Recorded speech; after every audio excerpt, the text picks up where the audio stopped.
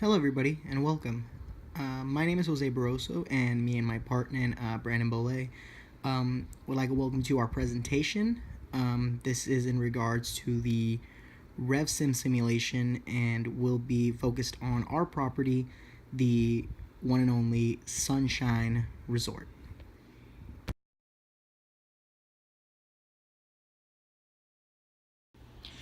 To begin, we would like to give you a little bit of background on the previously named Sunshine Resort. So the Sunshine Resort is a full-service property that can be described as unpretentious luxury and charm, integrating the best in technology and comfort. The property sets itself apart from the rest by offering a major experience with its philosophy that states restore yourself at the city center of culture and heritage. A four-star property in its right, it is described as a city center waterfront site focused on the market segment servicing business travelers, leisure, tour, contract, large groups, and small group segments as well.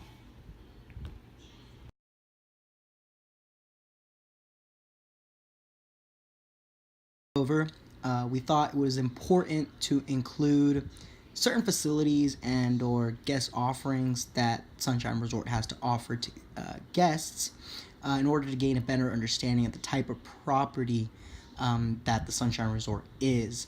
In regards to resort facilities, as you can see in the graph, it includes 250 guest rooms. Of those, 50 are premium rooms and 200 standard. One restaurant that seats 125 with an adjoining 50-seat bar lounge section as well. It features a 2,000 square foot 2,000 square feet of conference and event space for up to 200 people, one bay exercise room, a small pool, and a small outdoor recreation area as well. Some of the resort services are 4 feet parking ramp, digital national and international telephone services, guest laundry and dry cleaning, guest room digital entertainment, and in-room service.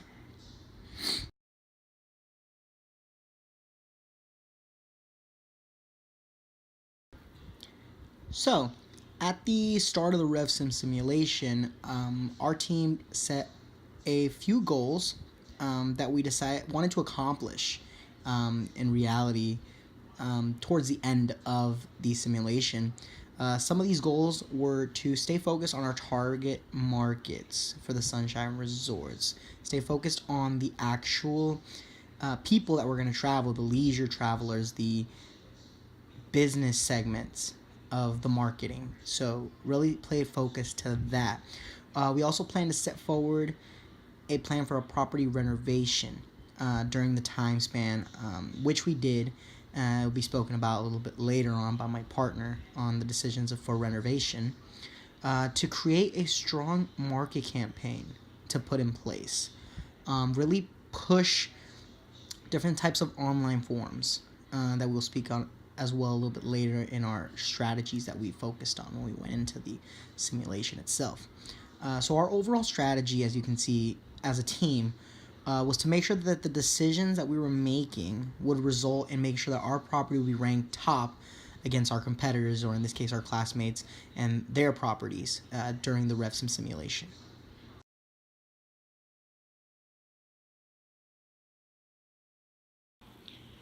As for our initial strategies as a team that we wanted to base our property off of, we wanted to use two specific strategies. We're going to go a little bit in depth in this. So these strategies include effective pricing strategies as well as strong sales and marketing tactics. So in regards to our first strategy, the idea of employing effective pricing strategies, these can be broken down into two types: cost-based and value-based, depending on the objective and subjective elements. So cost-based pricing involves setting prices based on the costs for producing, distributing, and selling the product. Also, the company normally adds a fair rate of return to compensate for its efforts and risks. So, with Sunshine, we decided to utilize a strategy when taking into consideration the various operating expenses necessary for the hotel, such as utilities, equipment, supplies, maintenance, and employee payroll. Moreover, when discussing value-based pricing, the price is based on what customers are willing to pay. The more you value your product or service, the more value that your product or service has to your customers, the higher the price you can charge. So therefore, it's based on the value of the product to the individual customer. So when looking at the value-based method, the property would look into factors such as guest perceptions of value according to the service and the amenities offered, as well as what competitors are setting as prices. However, we did use caution with value-based pricing because it is done on a subjective basis, not taking expenses into account. So many data reports offer insight into how competitors set rates over different lengths of stay. And hotels should pay close attention to that. We really made sure to focus on that because their pricing strategies, you need to make sure that they are competing on similar levels as, per se, your property. As for the second strategy, we had plans to develop a very effective sales and marketing tactic in order to attract more guests to our property. So the major format that we decided to use going into this was online formats in order to employ effective marketing plans. In today's modern world, that has a huge push from technological and digital appeal. The property can do things such as web-based and social media advertising. Online guest comments and reviews are a good way to find out what is working for your property, as well as what types of things the property will be able to improve on moving forward. So these new modern formats have evolved. Things such as smartphones make information available to potential guests at any moment. And access to the property has been made a lot easier to them. So through the things such as mobile web apps, marketing promotions are endless, and the possibilities for guests to receive perks and discounts. It's just a good way to promote over time. So these strategies were implemented in our decisions in the revsim simulation for Sunshine Resort.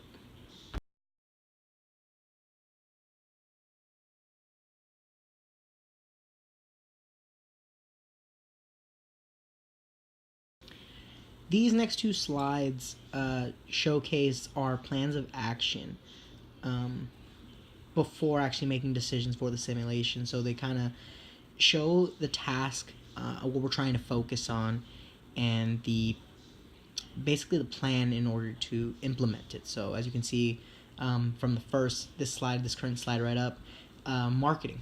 Marketing will be key to being visible in a competitive market such as the one we were in during the simulation. You had to set aside funds to increase marketing. This was very important in capturing the business of the market as a whole. Second, customer satisfaction. The guest experience is what decides if they will return to the property. Being able for them to share their satisfaction with others and the ability for them to recommend it. Loyalty, bringing customers back. That's what customer satisfaction is based off of. Distribution. Being able to distribute across the different mediums, the different channels, online, web-based. So really spreading it around to the different areas. So on this one, we can see that we also talked about revenue management.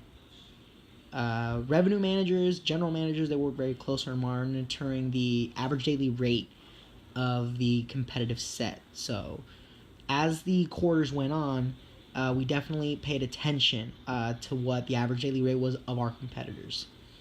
After that, we spoke about renovation plans. Being that our property had yet to go under any form of renovation in recent years, this was definitely something on our radar. when going into revsim. And like stated before, staying on target market, we were focusing on higher end business customers, the business segment, as well as the smaller market, the more transient travelers, the families that come in and out of properties, looking for a fun weekend to kind of separate away from the daily norm. And at this point in the presentation, I am going to take the opportunity to pass it on over to my partner, Brandon. Alrighty, so starting off with the quarter one decisions, the main goal was to take all of our combined efforts into getting the first set of decisions and data inputted correctly and most accurately as possible. Through the use of both of our studies at FGCU and under the Resort and Hospitality program, we have experience in what the general data should look like, and both of us work at hotels, with Jose working at the Hyatt Regency and me, I work at the Hyatt Place Coconut Point. So we have background in the industry and we're pretty able to tell how the numbers should look. And on the food aspect, we also both have taken food and beverage class, where we went through the ins and outs of all the pricing for the meals. So here we'll give you the opportunity to see the results for that quarter and kind of where our property, the Sunshine Resort, ranked against the competitors in our specific simulation.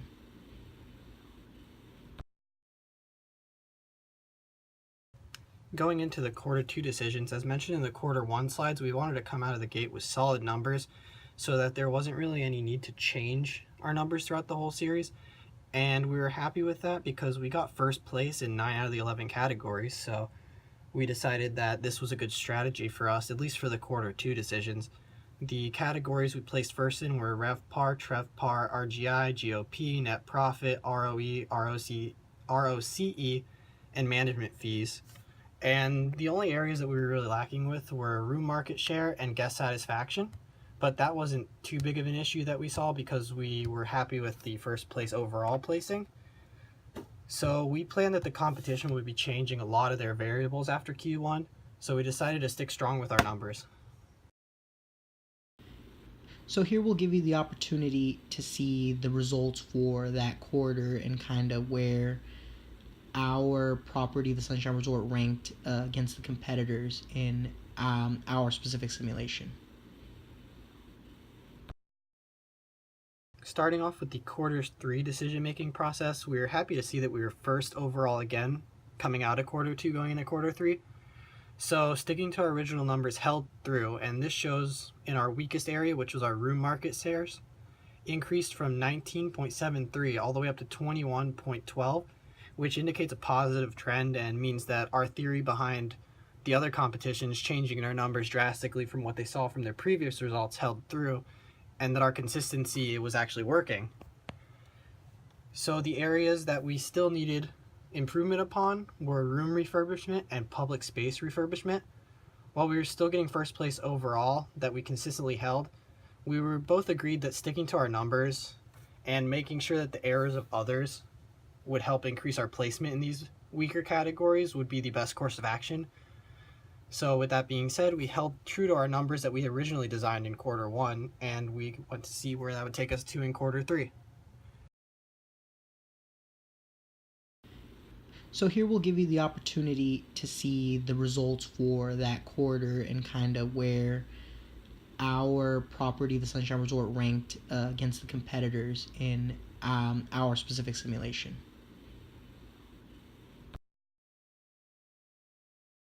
The last decision-making process was quarter four, and we were really ecstatic to see that we got first overall again, which means that we've been first overall in the last 3 quarters. So we thought that our decision-making process was spot on. All of our numbers at the start were accurate. It showed all the trends. We had 2 little negative areas, but overall we were consistently getting first place, so that's what we wanted to see again in the quarter 4 results.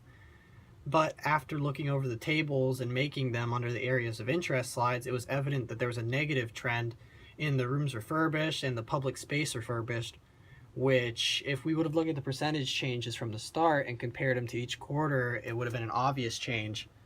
And that overall would have not made us get second place in the results of the 4th quarter, which means we would have dominated, getting first place overall in each quarter.